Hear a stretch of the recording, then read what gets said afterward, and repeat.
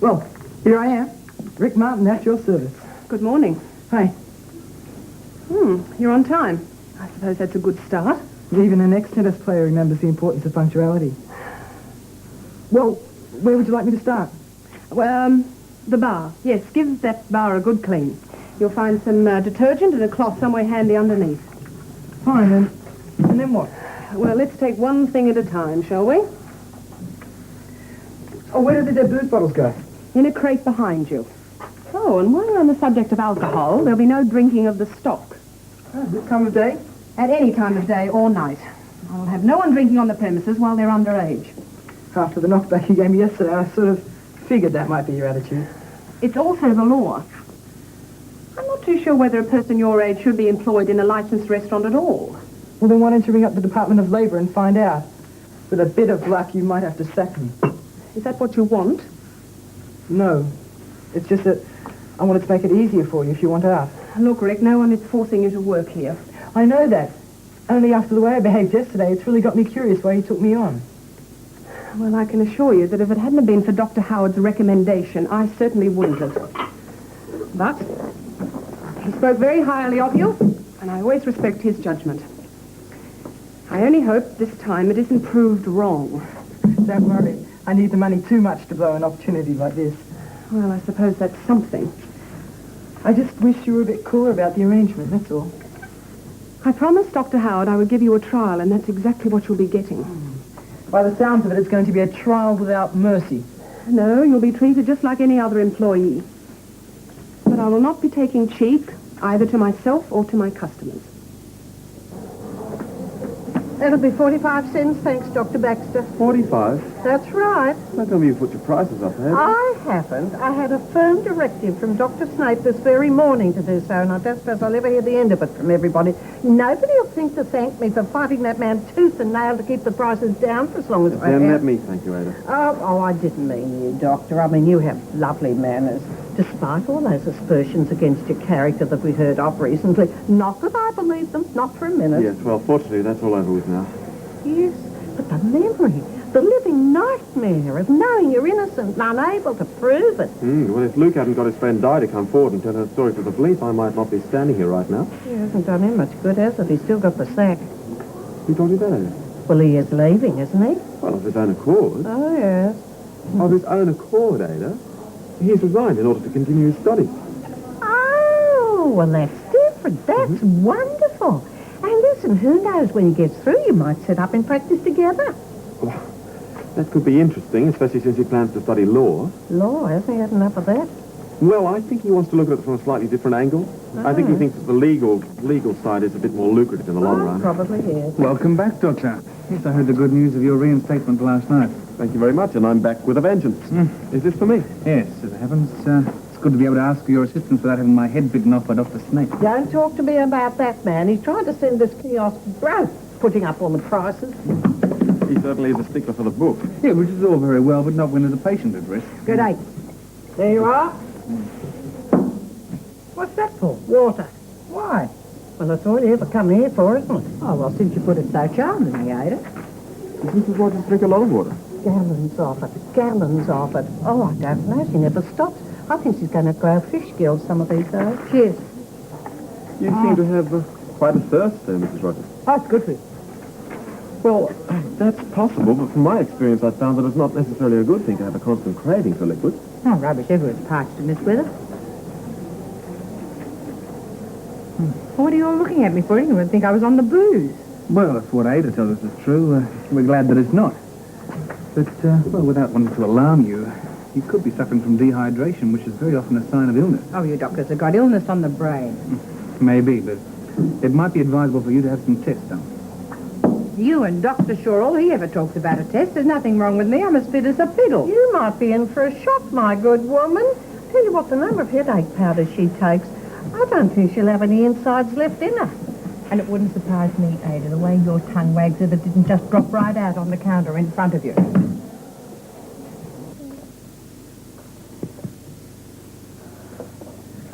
Now, come on, love. Open wide. The sooner you eat something, the sooner you'll be able to play again. Come on, let's have another go, eh? Well, how's the little princess? Unfortunately, she's still not very hungry. That's no good. You'll be wasting away. And if you disappeared, we wouldn't know where to look for you, would we? We couldn't have that now, could we, Pamela? Oh, well, I better get on with my work. Come on. Let's have a spoonful. It's very cold. No good. I've tried everything. She just doesn't respond. What is all this? Not hungry? A growing girl like you? It's quite hopeless. She hasn't had anything to eat since the operation. No. Well, I suppose her little throat is rather sore. The only alternative is to feed her intravenously. Oh, no, Graham. That might upset her even more than she already is. And I mean, it's not just the eating. She won't speak to anyone. Well, so much for my persuasive charm. I think the whole business of the operation and being away from her home environment has affected her far more seriously than we realised. Well, has her mother been in to see her? Well, as you know, she works all day. When she did come in, she was so tired she was almost asleep on her feet. Well, personally, I feel that... Mrs. Rogers, could I have a word with you in private? Yes. Well, now I've seen everything. Here we are discussing a patient, and Raymond rudely interrupts and wanders off for chit-chat with the cleaner. Yes, I must admit it's all rather strange. Quite frankly, I sometimes wonder if he isn't losing his touch. Now, Graham, you're sounding just like Dr. Snape. Perhaps you should take up hospital administration after all. Ham tomato sandwich, thanks, Ada. I hope you can afford it, Why? because the price of my sandwiches has gone up. And if you don't like it, you can go somewhere else. This kiosk, as Dr. Snape told me in no uncertain terms, is not to be run as a charity. Well, in that case, I won't have the tomato. Right, And you can leave out the butter. right. And forget the ham. What? Oh, g'day, mate. What are you doing here? I thought you'd left. I came by to pick up my pay. Yeah, I thought you looked a bit lopsided. And I'm hanging on to it, too. It's the last pay packet I'll be getting for quite some time. Just a packet of mincemeat. Yes, but don't worry, love. You've done the right thing. Look, it'll work out well. He's going to study to be a lawyer. Yeah, I know. 28. Gee, there's not much future in this job, you know, pushing trolleys around all day. Wish I could study for something. Why don't you then? Big joke, mate. Last time I sat for an exam, I got 1 out of 100, and that was for spelling my name correctly. Go on. No, it's true. No, you see, Ada, I'm more brawn than brain. See? Well, you've got to make it work for you. Look at Muhammad Ali. He gets millions every time he steps into a ring. Yeah, I know. I've been giving boxing a little thought lately. Oh, don't be a dill, Dennis. Look, you want your head red if you're going to do that for a living. Why? What's wrong with boxing? Well, oh, hang on. Oh, excuse me, Dr. Shaw. Can I have a word with you? Oh, sorry, Ada. We're on our way to visit a patient. You think we'd have enough clowns running the place without getting someone in from a circus, eh? That is, don't you? No, but as I've always said, Dr. Shaw certainly has strange taste when it comes down to women. It's Poggy, the circus clown. I'd know her anywhere. Gee, she used to be funny. Oh, I wonder if Dr. Shaw is taking her up to see that little girl, Pamela. Gee, I'd love to see her. Matter of fact, I think I'll go up. Hey, what about my sandwich? Oh, yes, that's right. There you are. 2 pieces of bread. That's what you ordered. In that case, Ada, blow the expense, I'll have the work. Oh, blow you. You're just trying to stop me having a bit of fun. No, I'm not. But how would it be, Ada, if I just walked away from my job whenever I felt like it? Well, Dennis, I don't think anybody would notice. Take Mr. Isles back to casualty now, thanks, ma'am. If you don't mind waiting, I'll be along to see you in a few minutes.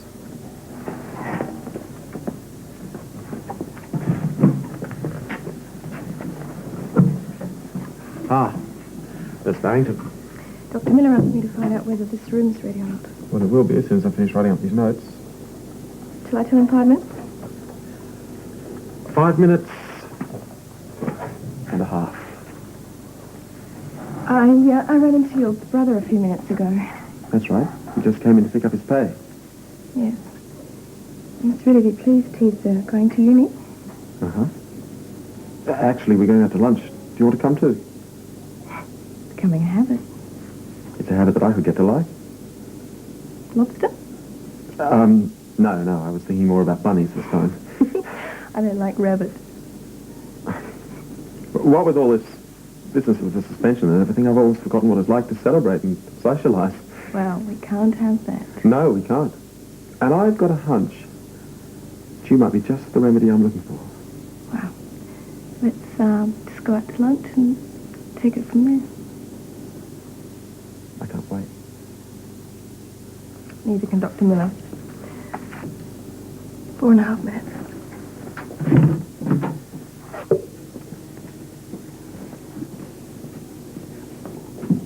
Does it hurt? That's right, creep up on me. Well, you were so preoccupied with that knee of yours, a herd of elephants wouldn't have disturbed you. But how is it? It's okay. I might be too good on the courts, but I can manage in here, so I don't think I'm asking for any favours. Well, when you get to know me a little better, you know that I don't hand out favours too liberally. Suits me. But you'll be no good to me if you break down in the middle of a rush, will you?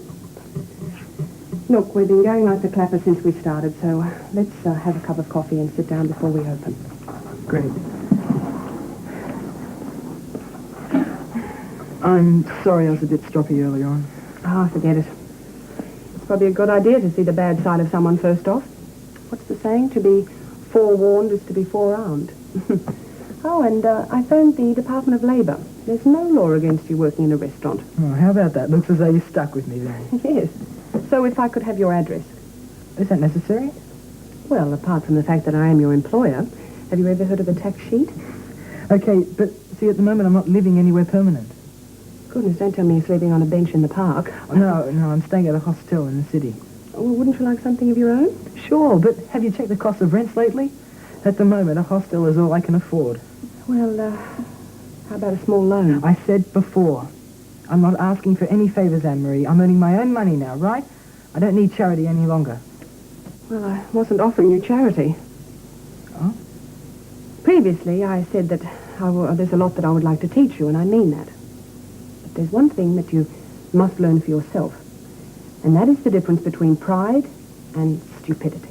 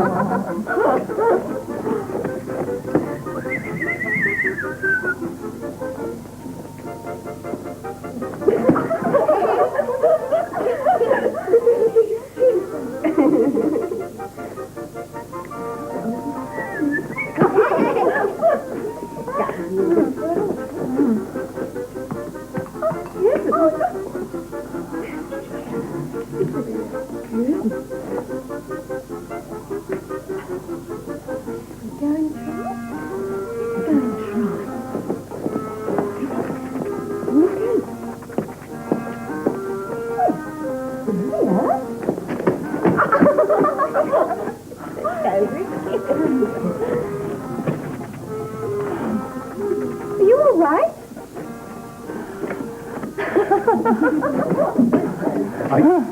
Are you sure you're all right? Can I have some more ice cream, please?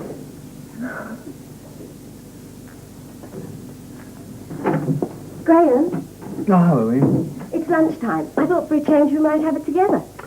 Oh, that'd be nice, but I'm really tied up here for about half an hour or so. Can't it wait? Not really. Is it something urgent? Oh, nothing desperately important. It's... Oh, Graham, you know the little girl Pamela? Oh, yes. Well, she's not only eating now, she's talking as well. That's good news. How did you manage that? Oh, it wasn't me, it was Poggy. Poggy. Didn't your parents ever take you to see Poggy the Clown when you were a little boy? Not that I recall, no. Oh, what a pity, Graham. You seem to have missed out on so much in your life. Yes, well, never mind about that now. Just explain to me what a clown was doing let loose in the hospital. You'll have to ask Dr. Shaw that. He arranged it all. Oh, did he just? And it worked so well, Graham. You should have seen Pamela's little face light up. It was wonderful. Yes, she's a very appealing little kid, isn't she? Yes. Fortunately, she has a home to go to when she leaves here. It made me think, Graham. Timmy Coe will have to recuperate somewhere after Professor Hume is operated. And I thought it'd be a rather nice idea if he stayed that time with us. What, with us both working? bit impractical, Eve. Well, surely we could rearrange our shifts between us. Oh, I don't think it's a very good idea. Oh, Graham. Eve, they're away from the hospital in a home environment. The child could very easily get over emotionally involved with us. Isn't that what life's all about, getting emotionally involved? And what happens when he has to go back to the orphanage? Be really upset then. Besides, it's most irregular. I don't see why without qualifications. Well, for a start, they'd get written permission from Malaysia. And the people at the orphanage might have very strong objections to the idea.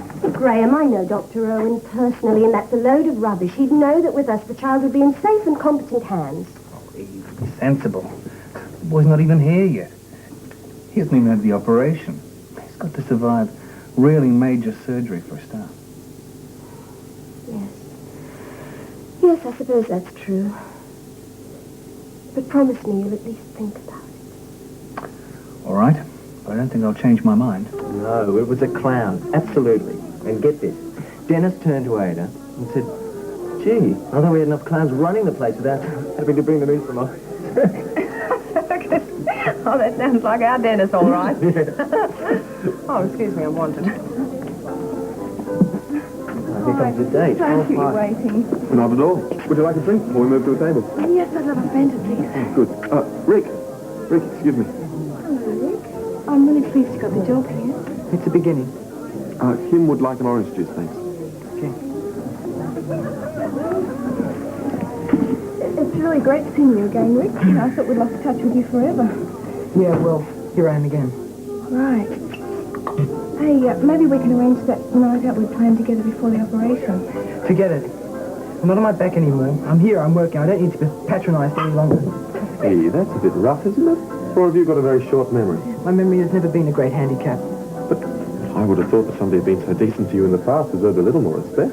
I don't remember asking for any special treatment over there. Besides, the past is the past. Oh, Rick, you really changed. Whatever happened to the open, friendly guy I first met? You're right, I have changed. So, you can just forget about me now. Well, that's got to be one of the most ungrateful patients I've ever had dealings with. Oh, I'm sure he'll change. We just have to give him some time. He might want to deny it right now, but I got to know Rick Barton pretty well while he was in hospital. And the way he's behaving right now, it's a sure sign there's something very important going on inside that head of his. You know something? The way you and I get involved with our patients, I think we might make a good pair. Sounds like it might be just the right time for me to quietly slip away and leave you two at it. Oh, no, you don't. There'll be plenty more times that Kim and I can be alone together, won't there? I hope so, Andrew. I really do. Ada, that's ridiculous. I mean, every sport has a bit of danger attached to it. I've never heard of anybody getting killed playing ping pong. Oh, ping pong. Oh, I'm trying to be serious. So am I. You want your head read, Dennis, if you're talking about taking up boxing. I tell you what, you won't have a head left in your shoulders if you do. Isn't that right, Dr. Shaw? Sorry? Oh, it's Dennis here. I've been trying to talk him out of taking up boxing. He won't listen to me. Perhaps you'll tell him about the dangers. Well, I don't know if I'm the right person to do that, Ada. Personally, I've always looked upon boxing as a very skillful sport. Oh, there you go. What'd I tell you? Oh, really, Dr. Shaw? I don't think you should be encouraging him. But Ada, if all the rules are followed, I see no danger in it whatsoever. Oh, there are a great number of people who look upon boxing as a fine form of entertainment. Well, I'm not one of them. If I want entertainment, I want laughs, not blood. Oh, by the way, is Pogey still in the hospital? Ah, so you know Pogey, do you? Who doesn't? No, Arthur and I used to take little Lisa to see her years ago. She retired, isn't she? Yes, today she came out of retirement as a favor to me personally. We were having a little problem with little Pamela eating, but, well, let me just say there's some things we doctors can't do. Gee, I wish I'd seen her. Would have made my day. I had a very difficult customer at the time.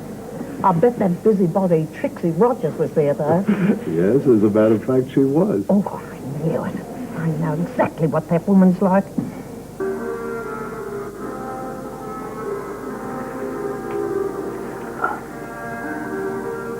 Ada, I didn't know you were such a great fan. Oh, well, never mind. Look, if you'd really like to see Pogey, why don't you go along to the dressing rooms now? I mean, I'm sure she'd be more than happy to give you an autograph. Would she? Well, of course. Oh, I think I will. You'll mind the fort for me, won't you, Dennis? Well, it doesn't look like I've got much say in the matter, does it, Ada? Dr. Shaw, What's the big joke? Somehow, I think Ada's in for a real shock. Excuse me, Pokey. Pokey?